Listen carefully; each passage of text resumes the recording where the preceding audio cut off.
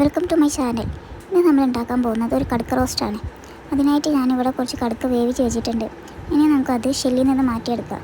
അപ്പോൾ അതിന്ന് മാറ്റുന്നേരം ഇതുപോലെ ഒരു നാര് പോലത്തെ ഉണ്ടാവും. അതൊക്കെ മാറ്റാൻ നോക്കണം കേട്ടോ, ഇല്ലെങ്കിൽ അത് കഴിച്ചാൽ വയറുവേദന വരുമെന്നാണ് പറയൽ.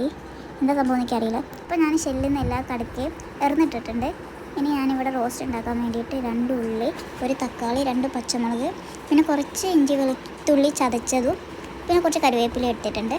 ഇനി നമുക്കത് ഉണ്ടാക്കാൻ വേണ്ടിയിട്ട് ഞാനിവിടെ ഒരു ചീനച്ചട്ടിയിൽ കുറച്ച് എണ്ണ ഒഴിച്ചിട്ട് ചൂടാക്കുന്നുണ്ട്. അതൊന്ന് ചൂടായി വന്നാൽ അതിലേക്ക് ഇഞ്ചി വെളുത്തുള്ളി ചതച്ചതിട്ട് ഒന്ന് മിക്സ് ചെയ്യുക. അതിനുശേഷം നമ്മൾ നേരത്തെ മുറിച്ച് വെച്ച ഉള്ളി എടുത്തിട്ട് ഒന്ന് വഴറ്റിയെടുക്കുക. അതൊരു ചെറിയൊരു കളർ മാറുന്നത് വരെ. എന്നിട്ട് അതിലേക്ക് കുറച്ച് മഞ്ഞൾപ്പൊടി ഇട്ടിട്ട് ഒന്നുകൂടി മിക്സ് ചെയ്ത് കൊടുക്കുക. അതിലേക്ക് ലേശം ഉപ്പും കൂടി ഇട്ട് കൊടുക്കുക. അതാകുമ്പോൾ വേഗം വഴറ്റി കിട്ടും.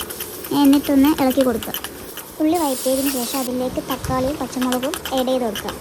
എന്നിട്ടൊന്ന് ഇളക്കി കൊടുക്കുക. അതൊന്ന് മിക്സായി വരാനാട്ടോ. ഞാനിവിടെ ഒരു പാത്രത്തിൽ 1 ടീസ്പൂൺ മുളക് പൊടി, 1/2 ടീസ്പൂൺ മല്ലിപ്പൊടി, 1/4 ടീസ്പൂൺ മഞ്ഞൾപ്പൊടി, പിന്നെ കുറച്ച് കുരുമുളകും കുറച്ച് ഗരം മസാല, പിന്നെ അതിനാവശ്യത്തിനുള്ള ഉപ്പ് ചേർത്തിട്ട് കടുക്ക ഇറന്ന് വെച്ചത് അത് മിക്സ് ചെയ്തെടുക്കുക. അതൊന്ന് കുഴച്ച് വെക്കുക. ഒരു മസാല പിടിക്കാൻ വേണ്ടിയിട്ടാട്ടോ.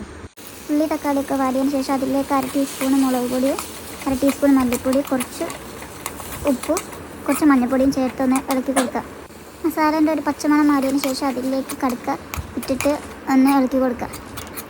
കുറച്ച് നേരം ഇളക്കിയാൽ മതി. മസാല ഒക്കെ കടുക്കയിൽ പിടിക്കണം കേട്ടോ.